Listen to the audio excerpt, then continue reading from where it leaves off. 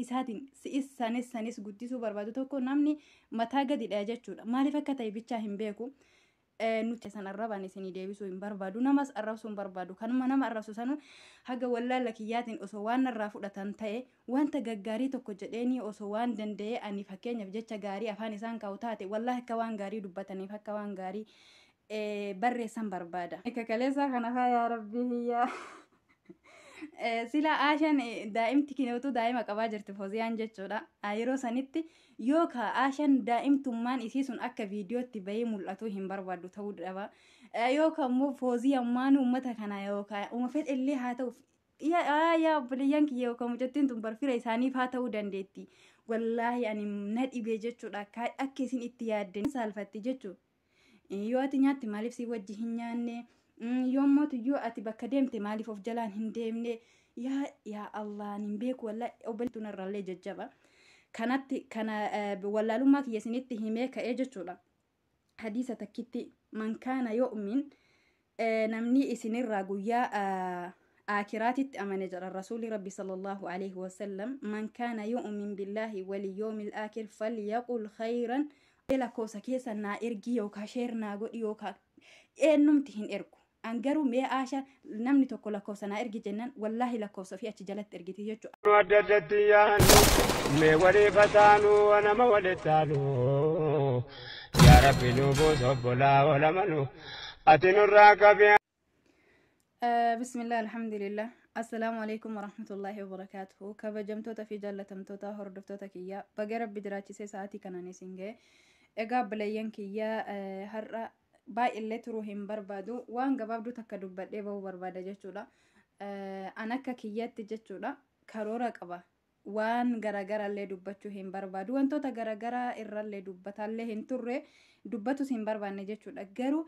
osoo isin itti hiyyaanne isin dubbisa wanti tokko tokko jechuudha. Kana wanti jedheef jechuudha yookaan viidiyoo seenee viidiyoo waraabee gadhiisu miti of harkaa qabu yookaan ka waraabame ka wallahi viidiyoo hiriyoonni kiyyanaa erganuu gadi dhiifatu hin dandeenye jechuudha. Hundi keessanuu hin beeytanii rabbi warra yeroo hunda rakkinuma himatu nun taasisini baay'ee takka biizidha. Kanaaf wanti jechuu barbaade waa takka irraa dubbachuu barbaade hamma wallaalaa kiyyaatitti jechuu akka nama beekaa osoo hin taane akka nama wallaalaa irraa boodaa tokkootitti obboleeyyan kiyyaa baarakallahu fiikum nuti warri sooshaal miidiyaa irra jirru kuni keeyrii walii haa yaannu keeyrii wal haa dubbannu yoo dubbannellee obboleeyyan kiyyaa wallaahi wanta ani waan gaggaarii tokko haa dubbannu maal isin miidhame wanti an dubbachuu barbaade maa inni beeytanii obboleetii tennaa Aashaa tuub jechuudha. Aashaa inda Kadiir tuub hedduu takka yaani baay'ee takka nama rarte jechuudha. Namni asaasan nama gaarii jechuudha.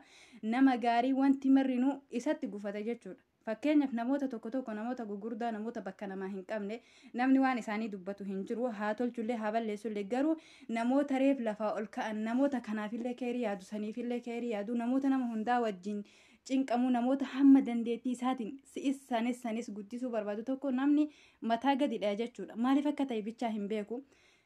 Nuti yeroo baay'ee kanama faarsina. Wallaahi kanama faarsina jechuudha. Ofii kenna madri. Wal tuffanna waan sanii bichaa hin beeku. Obboleetii teenna Aashaa fakkeenyaaf waa'ee obboleetii teenna ta'isii bira hojjettu Fooziyaa jechuudha. Waa'ee isiit irratti bakka yoo isiin wauma takka goote Fooziyaan maa akkanan taane kanaan dura gaafa isiin affeeramtee baate ijoollee ofii wajjin baate jechuudha. Koomentiin keessan subhaanallah wallahi rabbi isin yaalaafis obboleeyyan tiyyaa hedduu nama suukaneessa. San bira astaree jennaan isiinuu deebii isinii kennitee ani affeerame deemi jennaan yaa obboleetii teenna Fooziyaa Aishaa ati yoo Fooziyaa hin fidin siin jedhani Fooziyaa iyyuu fidi haa jedhaniin namni kuni jechuudha. Nama tokko wanti fudhatuuf akka isa gargaaruuf akka mataa kiyyaatitti jechuudha. Namitti nan bira jiru kuni wanni na fudhatteef wanni mallaqa baaftee na fiddeef akka ani sii gargaaruuf jechuudha.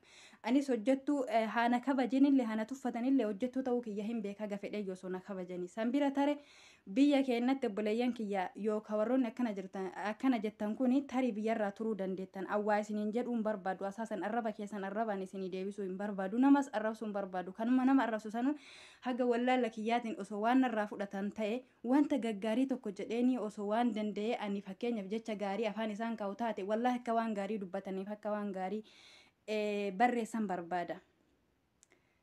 isiin jechuudha obboleettiin tiyyatuuni wanni nama kana fudhatteef akka isii gargaaruuf jechuudha. Warri immootu akkana jettan kun yookaan warra biyyarraa ture jechuu barbaadeeti. Afwan warra biyyarraa ture ani akka mataa kiyyaatitti dheengadda tana dhufe waa'ee biyyaa hunda hin beeka. Namni tokko gaafa nama isa gargaaru fudhatu jechuudha. Mana akkanumatti gatee hin deemu obboleeyyan. Kaasatan biyya keenya keessatti diqqoma isii karaa argatee namni jennaaniin meeshaa keessan wallahi saafa ala keettan saafa uffata itti miican kana yoo ala keettan itti hin deebitan jechuudha. Huma fedhes yoo ta'e abbaa fedhe yoo kanama hin qabne iyyuu ollaa manatti dhiifatee biraa deema malee mana akkanumatti keessaa gayyaa'anii hin deeman jechuudha. Nu illee maa keessuma jirraa miti fakkeenyaaf biyyuma guddatte keessattuu namni mana hin jiru jedhanii manatti dhiisanii deeman jechuudha. An akka yaada kiyyaatitti osoo kanumaa affeeramtu taate yoo namni mana isii ilaalu hin jiraatin obboleettiin teennatuun nama kana manatti dhiifattee deemuu dandeetti jechuudha. Sanbira achi tara amma fakkeenyaaf yoo nyaata irratti wallaahi ni kakaleessaa kana yaa rabbii hiyyaa sila aashan daa'imti kinootu daa'ima qabaa jirti Fooziyaan jechuudha. Yeroo sanitti yoo aashan daa'imtummaan isii sun akka viidiyootti bahee mul'atu hin barbaaddu ta'uu dhaba. Yookaan immoo Fooziyaan uummata kana yookaan uuma fedhellee haa ta'u yaa obboleeyyan kiyya yookaan mucattiin tun barfira isaaniif haa ta'uu dandeetti. Wallaahi ani na dhibee jechuudha akka isin itti yaaddanii jechoota fofokkataa kana itti barreessitan. Fira isaanii ta'uu dandeetti yookaan nama kana yookaan beekuu dandeetti jechuudha. Aishaa fi Kadiiriin yookaan wajjiyyuu nyaachuu hin saalfatti jechuudha.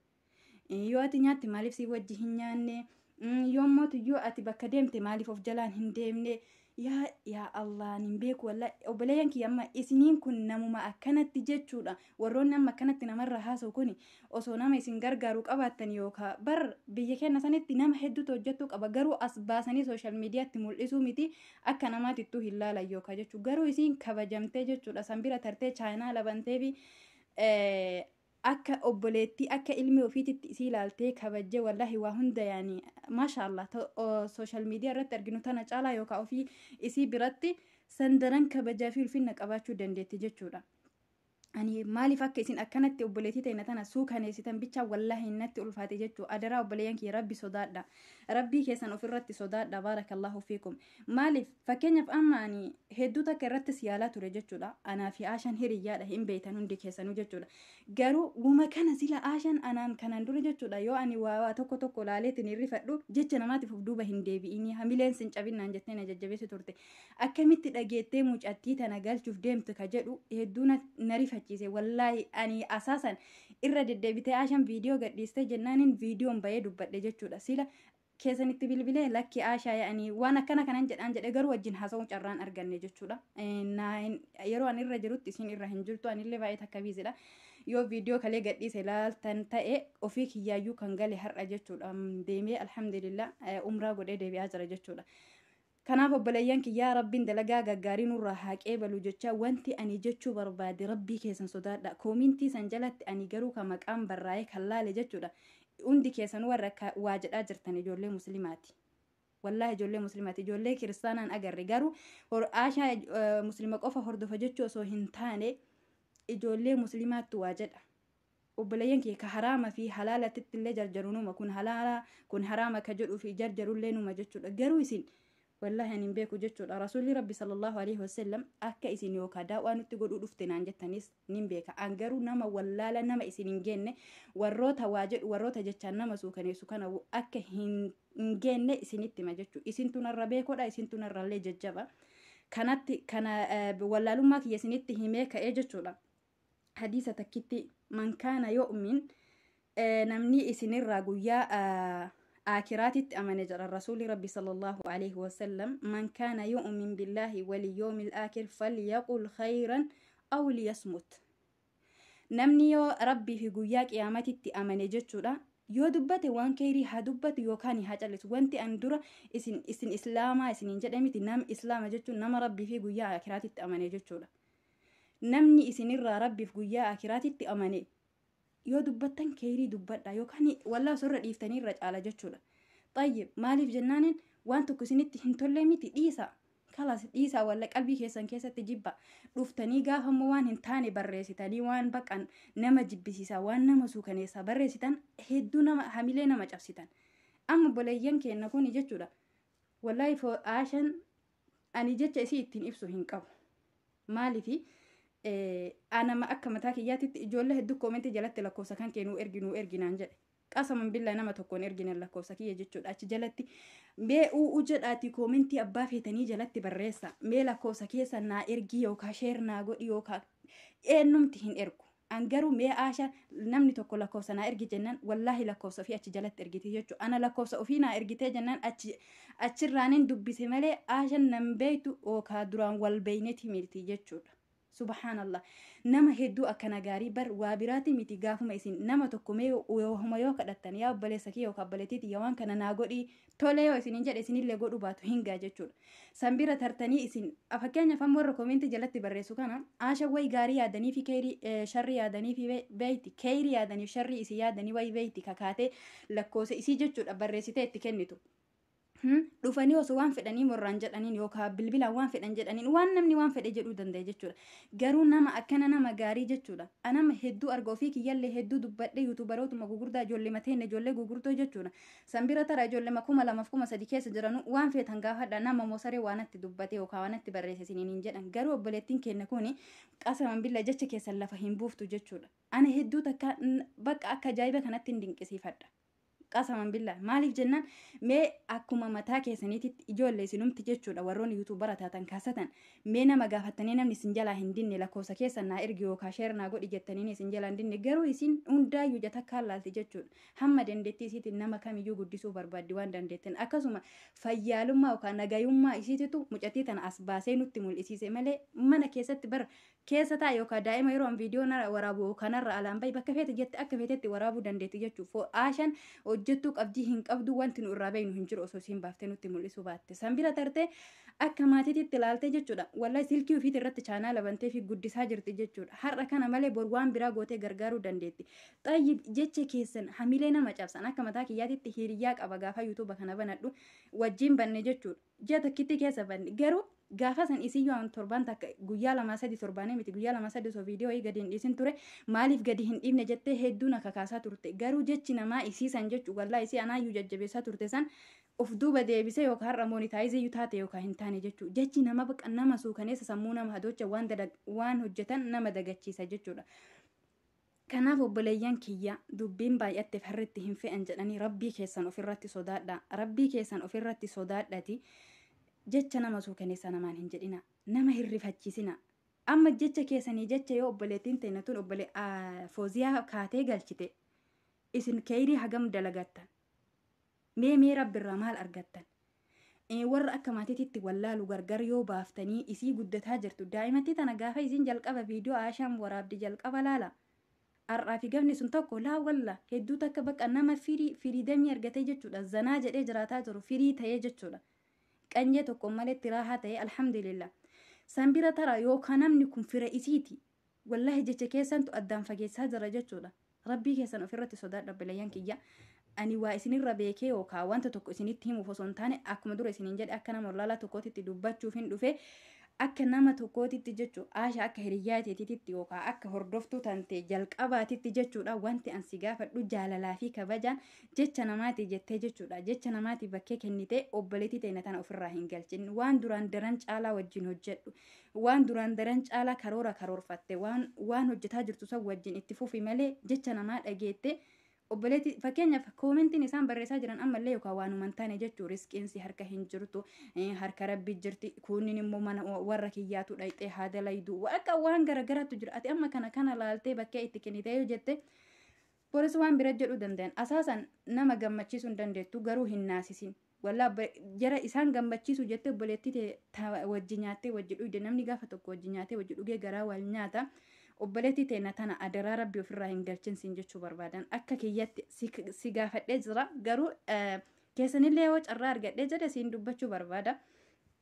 Immoo tuyyuu wanta asirratti hordoftoota keenya fuulduratti si gaafachuu barbaadu wallahi obboleettii keenya kana hin galchini jecha namaati jettee immoo hisii hin galchini hin dhagayin jechuu barbaada.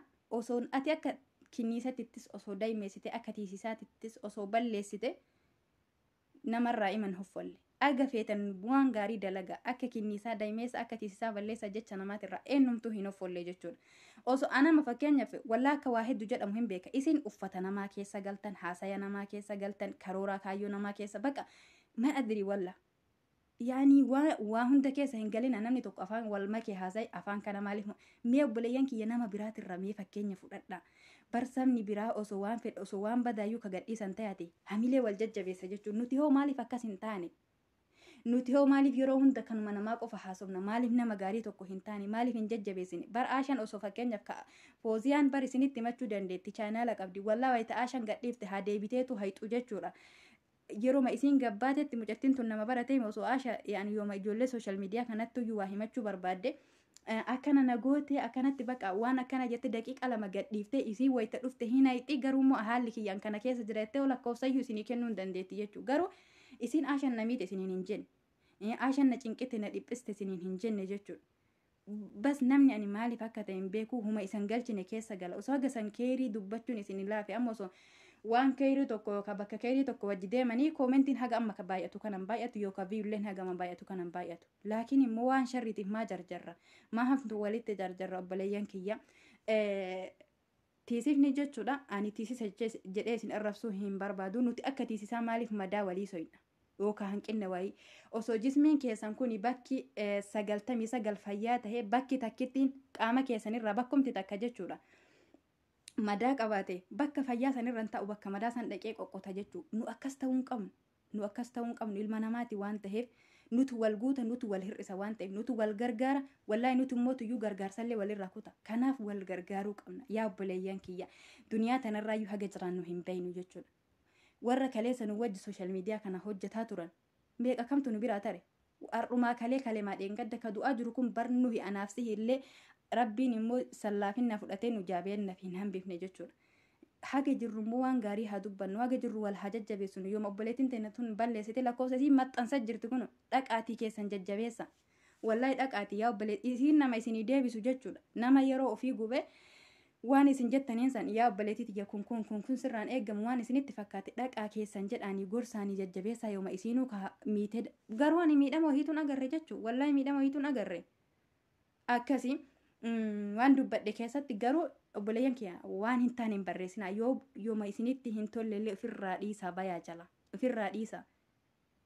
Yoo isinitti hin tolle wanti dubbadhe kun akka hundi isin hin gammachiifne hin beeka anillee nama hunda hin gammachisa jedhee yaalii hin godhu maaliifuu eenyumtuu nama hunda gammachiisee hin jiru nabiyyii jettanii hatta namni rabbuma alaalamiin irraa jecha dhabe hin dhiifne jechuudha. Waa'ee rabbiin jechuun dhiifne waa nabiyyoota jechuun dhiifne tayyibnu maal haa baafnuree jechuudha. Eenyumtu jecha namaatirraa hin qulqulloofne kanaaf gochaaf jecha kiyya keessatti akka nama tokkootitti jechuudha. Wallaahi isin miidhuu hin barbaadu qalbii teessan akka isin natti cabdan hin barbaadu dhiifama guddaan isin gaafadha. Yoo wanti dubbadhe kun galaxa tayaate jechuudha. Yoo wanti dubbadhe kun immoo waan isin miidhu waan qalbii keessan cabsu tayaate rabbii keessanii jecha dhiifama naa godha wal haa jajjabeessinu obboleettii teenya kana kaasatan hordoftoonni aashaa jechuudha. Waan gaggaarii barreessaa fi jajjabeessanii obboleettiin teenya tun akkuma dura isiniin jedhe nama jajjabeessamuu nama guddifamuu qabu. Sagalee jidduun dhaabe kanaaf obboleeyyan kiyyaa yoo wanti isinitti balleessa jiraate irra deddeebi'ee dhiifama naa godha rabbiilleen dhiifama naa godhu yoo ammoo wanti hin dubbadhe khayrii taate alhamdulillah khayriitti naa fudhadhan isiniin jedha kanaaf immoo tuyyuu bakka geenne bakka teenyatti hamilee wal cabsuu hin qabnu tika rabbii keessa naa tura wassalaamu alaikum warahmatullaahi wabarakaatuh.